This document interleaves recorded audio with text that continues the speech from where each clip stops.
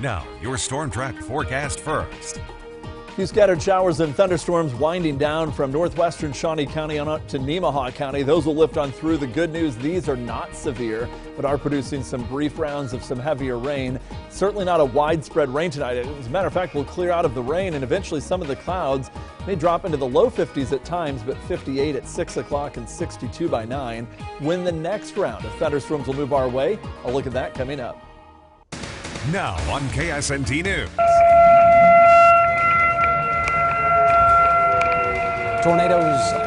Tornadoes touch down across northeast Kansas tonight, and debris is left behind. Power lines are down and homes are destroyed. I took off running because I knew it was coming right at us. We're live at the hardest hit areas and tracking our next chance for more. Plus, it's not just tornadoes. Emergency crews say flooding also a risk that we all need to be thinking about. Be prepared in case they do need to relocate either their families. And the plan's already in place for this week and the precautions that you can take right now. Good evening to you. Thank you for joining us tonight. I'm Jace Mills. A tornado outbreak throughout northeast Kansas has people cleaning up the damage and some planning to rebuild. We start with team coverage tonight. Our crews have been spread across the area all day long. Brooke Lennington and Hannah Brandt are out finding damage in the hardest hit places. And our Storm Track weather team is busy tracking what's ahead. Let's go now to Chief Meteorologist Matt Miller. First, Matt, tell us what is the latest with these storms. Well, this round of storms, as far as the intensity of them, are now past us. And so what we're looking at from this point on are, we'll get a couple more showers moving over the northern counties this evening. But the largest part of this storm system has exited onto the north and east. It's a big storm system that has been impacting the central and southern plains over the last couple of days. Warmer air started to move into the area. The upper level storm system, the jet stream portion of the storm that's kind of helping to create all of this, passed right over us. And that helped to create thunderstorms and an otherwise really not volatile type of a feel to the air. We didn't have that warm, muggy feel today. Still, we're able to pop up storms, and because we were so close to the central area of the storm, they were rotating thunderstorms, small, but rotating thunderstorms that produced several tornadoes. That threat is past us. Now we're looking at some lingering showers over Nemaha, western Brown, western Jackson County into northwestern Shawnee County. A lot of areas that did get impacted from the storms earlier, so unfortunately we're getting a little bit of additional rain, but it will be very fast moving. These have been moving from last hour we're in Manhattan, now they're in Nemaha County. These are racing northeastward and will be out of here within the hour. We do have breezy conditions, southerly winds that'll start to bring in some warmer and eventually more humid air over the next couple of days. And so we're not done as far as the storm threat is concerned when you look at the big picture. We are for tonight, partly cloudy, breezy, and a low around 52 degrees. But as we look into the days ahead, storm chances become more likely again later in the week, and with that, additional rounds of severe weather. We'll talk more about that threat coming up. We had our eyes all over northeast Kansas today under those tornado warnings to bring you the best possible coverage. Here's a look at some of those tornadoes that we caught on camera and videos we got from viewers just like you. This is from Junction City, near Junction City, as tornadoes touched down in Gary County earlier in the evening. And nearby, the same system produced tornadoes near Fort Riley. And check out this dramatic video outside of Rossville. A separate storm produced this tornado. That video came from our KSNT storm tracer, Darren Brunin. And a short time later, a viewer captured the tornado in Shawnee County outside of Silver Lake. And people watched as a tornado formed in real time from this video of our Mayota weather camera. And a separate touchdown caused extensive damage, including one just west of Oneida in Nemaha County. My co-anchor Brooke Lennington is live in our KSNT Storm Tracker now. She's been out and about with the Storm Track meteorologists and Andrew Adams finding some of that damage. Brooke, what can you tell us tonight? Yeah, we were just about 3 miles west of Oneida just within the last 30 minutes, where we were able to find a family that actually had one of their garage/sheds that they have out back. It was hit by a tornado tonight. Now, right now, we had to move out from that area because it was starting to lightning and rain in that area. So right now, we're not just off of Highway 75 here, not too far from the Sack and Fox Casino. But the damage that was sustained when this family's garage was hit was significant. You are probably seeing video on your screen right now of just how significant it was. We were able to talk to even the owner of the home, and he told us that he watched the tornado coming. He heard the warning, he got his family and everyone downstairs so they were safe, but he kind of watched as the tornado was making its way across the field, and when it came, it sure did come, and throwing debris even into neighbors' fields, knocking over power lines. They had power crews out there kind of even helping restore the power lines that were knocked down.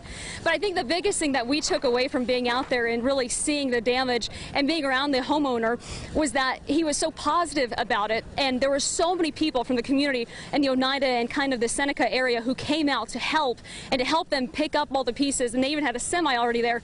But you don't want to just hear it from me, hear it from the homeowner himself.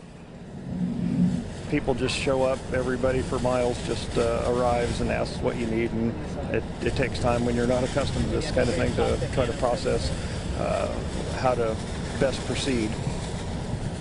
So again, yeah, it was just really, really impressive to see everyone who came out in such a short notice and were helping in the midst of the rain and everything. They even had a semi already out there so they could kind of put all that debris that was knocked over when the shed was knocked down to kind of just put all that up in there. So really, just truly, you know, it was kind of maybe a little bit of a positive side to all of this was even though they sustained some damage here in Oneida tonight with that family and their shed and their shed / garage thing is what they were kind of describing it to us. But even though they sustained some damage, they were just happy that everyone was okay, and of course that's what's important here tonight.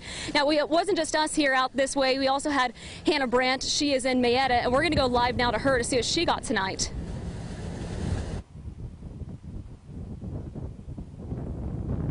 Yeah, Brooke, the Prowser family actually watched the funnel touch down and move their way. They ran to take cover as the tornado tore through the roof of their house here. There's actually pieces of that roof on the ground here all around me, and the middle is almost completely caved in. There it is! Take a look at this video. Curtis Prowser took it on his phone, and his wife ran for cover with their son and her mother. She describes those terrifying moments. I took off running because I knew it was coming right at us. I mean, it was in our field. My horses were on this side of the field, and it just came right at us. And I said, when I went to open up the door, it was suction. I had a hard time opening, and then I slammed it shut. And Mom was saying the Lord's Prayer while Mom was hugging Lane and I was hugging both of them on the ground in the closet, just praying that we're going to be okay. And honestly, I didn't know that it hit us. You know, the roar of everything and your adrenaline's going, and then when I came outside, I thought, wow. Now the family has a major cleanup ahead of them, but they say the inside of their home is relatively untouched. And they tell me they're just really feeling lucky that they're okay and that their horses survived the tornado as well.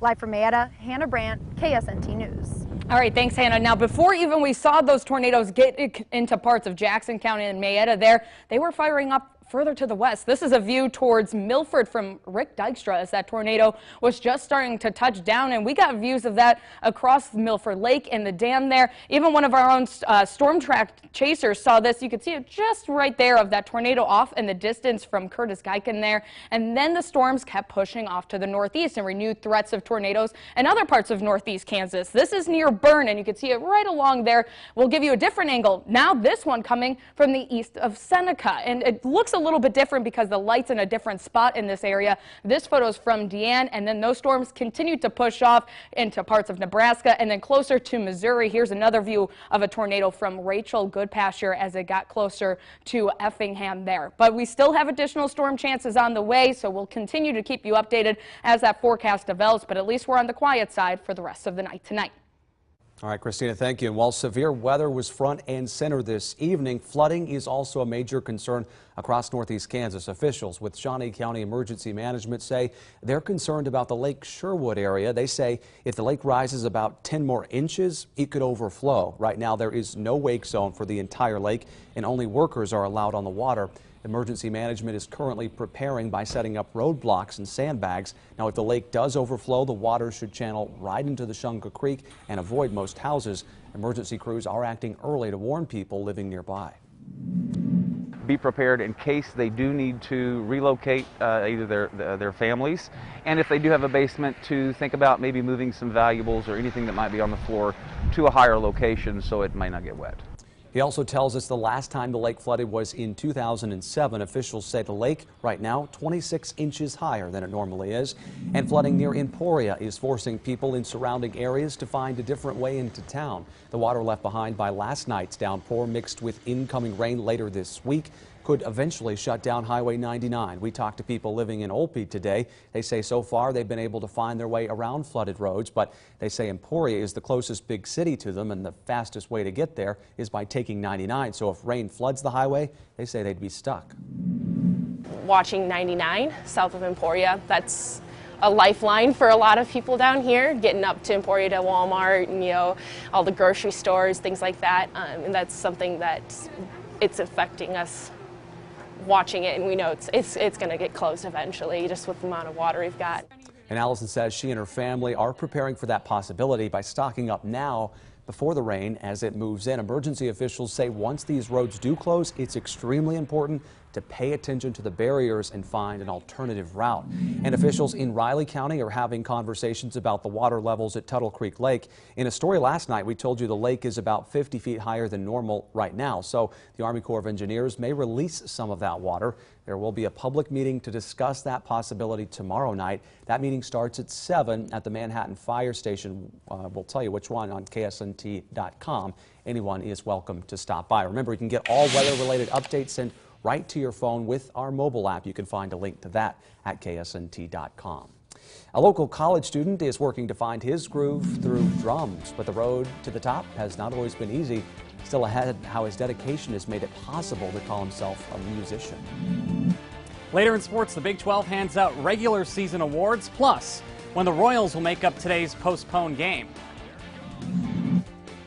Tonight we do have much quieter weather out ahead of us, and for the most part tomorrow looks like some decent conditions. We'll see warmer temperatures as we drop down into the 50s tonight, hit the mid-70s tomorrow, some areas mid to upper 70s. We'll also add in the sunshine for most of the area tomorrow. How long before the next round of storms arrives coming up? Now, your Storm Track weather with Chief Meteorologist Matt Miller. Tonight we are clearing out from south to north, and breezy weather sticks around tonight and into the day tomorrow. Should be a gorgeous Wednesday, a nice day after all the rain we've had and all the storms we still have out ahead of us. Have a nice break from all of that active weather, but we do have more storms. Some maybe as early as tomorrow night, and then over the next several days after that, because of warmer, more humid, it's kind of an unstable setup for us for the late part of the week. Scattered showers just south of Holton all the way northward through Nemaha and Brown counties. That scattering of showers and thunderstorms moving off to the north. After that, it's kind of the end of this system for us.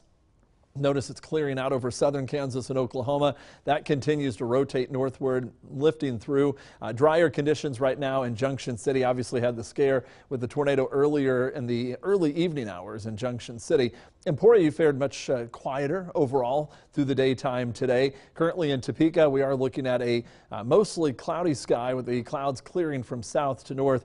Looks like this particular camera is currently out, but it is 66 degrees with a southerly wind at 16 miles per hour and a little bit more than 1.14 inches of rainfall today, added to the 7+ we'd already had before this hit just this month. It has been a very rainy month. Very briefly, we hit a high of 71 as those storms were forming. The warm front had lifted through most of the day. The majority of the day was in the 50s.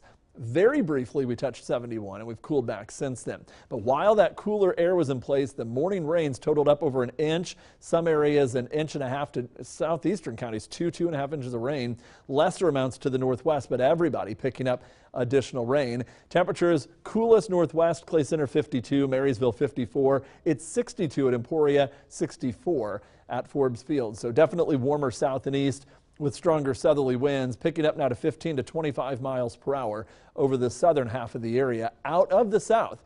As one storm system exits out, here comes the problem for the rest of the week as the next one pivots around. So one's rotating through, this one will dig in and rotate our way. in between, we could see another little blip of some storms during the evening or overnight hours tomorrow. And the threat is there, I think, largely across I-35, but maybe a few renegade ones farther north. That's why we're in the slight risk, not for the daytime. Tomorrow should be beautiful during the day, but we do have that risk for some of these scattered storms developing later in the day tomorrow, more toward tomorrow night. Sunny, though, from early morning through the bulk of the day. Maybe some clouds building up in the early evening, but mainly in the late evening hours. And the threat for these would be for hail on your Wednesday. A chance for some of those isolated hailstorms in the late evening or overnight hours. Some models bring it through a little farther north, but again, where you saw that highlighted area. Thursday, a little different story. Storms develop out west and start to move in to the area in the evening hours. Some of these could be more intense, a little bit more humid. We'll have to be watching for potential storms starting up again late in the day on Thursday. Temperatures tomorrow, 77. Sunny most of the day. Read that as sunny all day with storms very late toward the evening hours. So a good day tomorrow overall. Then storms move in as we head into Thursday afternoon and evening. Storms become likely on Friday. Some of those could be strong to severe again. And through Memorial Day weekend, really just hard to shrug off these occasional storm chances with warm and quite humid air coming back. Low to mid 80s, but it will be muggy by the end of this week and on into the weekend. This is a video of some of the flooding from the Neosho River near the Leroy area in Coffee County from Jeremy Hugginen. Sent that in of kind of some of the roads. That's another issue with this. We have a lot of very high water issues as well. Of course, we have the severe weather risk today, and with that, you can see a tornado viewed across Manhattan, well off in the distance from the Country Club area, looking out to the southwest. You can see that funnel just on the horizon. That is as it was coming in toward the Gary County area. That one is from Justin Johnson, again in Manhattan. And then tornado as it touched down near Silver Lake, that one from Dustin Carr. And then finally, all these storms started to move out. And after some of the intense weather, it's kind of nice to see the backside of these thunderstorms. Just beautiful there from Tom Edwards taken in Shawnee County, and kind of a more positive ending there of a nice double rainbow from Rachel Reeve at Junction City. Just a reminder that when these bad rounds of storms roll through, clears out after that, and we'll have a beautiful day tomorrow. And it is such a blessing. It should be pointed out, certainly there was some damage, but as far as we know, no injuries, no deaths, and that is a certain testament to the alerts and things that people get. I mean, that stuff is important, that you guys are on the air, obviously, but and that people listen. I mean, that's the thing. Is you got to do what when the time's hitting. Saw the damage there. You got to get to the right place at the right time. So. Yeah, for sure. Well, a good end if there could be one. Right. Well, severe weather also hitting parts of Missouri today, and that forced the Royals to postpone their game with the Cardinals. We've got the details on when they'll make that up still ahead.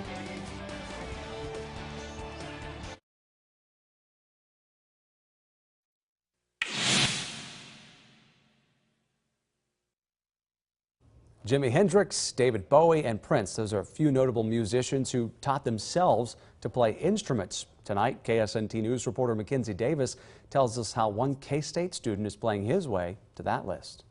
From the bass to the hi-hats, then to the keys,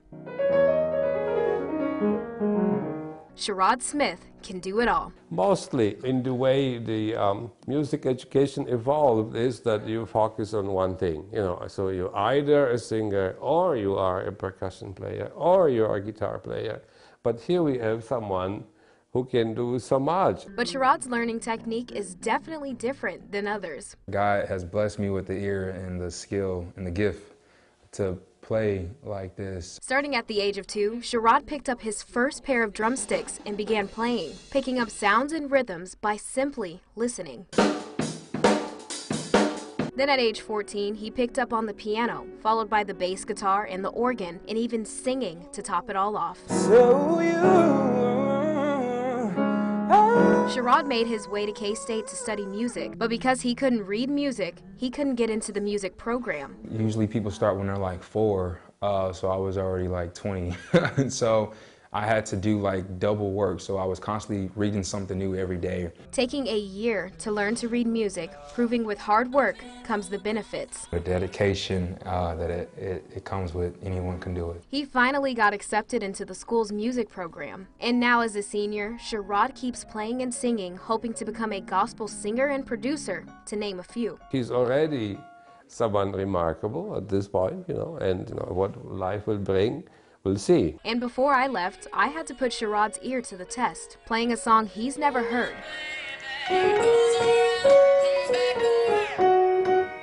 In Manhattan, Mackenzie Davis, KSNT News. Sounds like a little Beyonce there. Sherrod also played for the U.S. Army Band from 2017 to 2018. Remember, if you have someone you think we should know, use our reported feature at ksnt.com or on our mobile app. And I think for not reading music, he does a pretty good job. Well, members of both the KU and K-State baseball teams earn major awards. We'll tell you who. Plus, one of the top Chiefs defensive players is not with the team for the start of organized team activities. Those details next. Someone you should know. Brought to you by DePasquale Moore.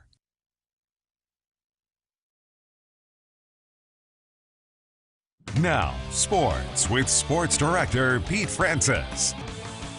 The Chiefs have started organized team activities, but not everyone is in Kansas City. Chris Jones is not attending OTAs. The 24-year-old defensive end has 1 year left on his contract, and his representatives have been in talks with the Chiefs about a new deal since the end of the season. Jones led Kansas City with 15.5 sacks last season. After a record-breaking regular season at K-State, Jordan Wicks has been named the Big 12 Freshman of the Year. Wicks is just the second K-State freshman ever to receive the honor. He finished the season with a 6-2 record and .320 ERA. His 82 strikeouts are the most ever for a Wildcat freshman. Topeka native Ryan Zephyr-John has been named to the All-Big 12 first team. Zephyr-John is just the third starting pitcher in KU history to receive the honor. Last week, Zephyr-John became the first pitcher in school history to record back-to-back 100 strikeout seasons. He finished the season third in the conference in strikeouts, second in opposing batting average, and was in the top 10 in ERA. Well, the Big 12 tournament opens tomorrow in Oklahoma City. KU enters as the number 5 seed and will open the day at 9 a.m. against the 4 seed West Virginia. The 8 seed K-State will follow at 12:30 as they take on the number 1 seed Texas Tech. If KU and K-State lose, they will play again Thursday morning. If they win, they'll play on Thursday afternoon. Wichita State, the number 8 seed, opening the American tournament against the top seed East Carolina. Tied at 1 in the 8th, Ross Cadena with the base hit. That scores the runner, and Wichita State leads 2-1. The Shockers add to it in the 9th, up 3-1 with 2 runners on for Brady Slavens. The freshman hits his first career home run and picked a really good time to do it. Wichita State stuns East Carolina 6-2. The Shockers are moving on. Tonight's Royals game in St. Louis was postponed due to severe weather. Kansas City will now play 2 games tomorrow, with the first at 12:15 and the makeup game at 6:45. These are the only 2 games in the series, as the Royals are off on Thursday before opening a series with the Yankees on Friday. The Topeka Pilots are adding Alexander Oberg to their roster. The 19-year-old forward had 14 points last season in Sweden. Oberg is one of 10 players the Pilots can tender. That's your look at sports. Matt's back after the break with a final look at the forecast.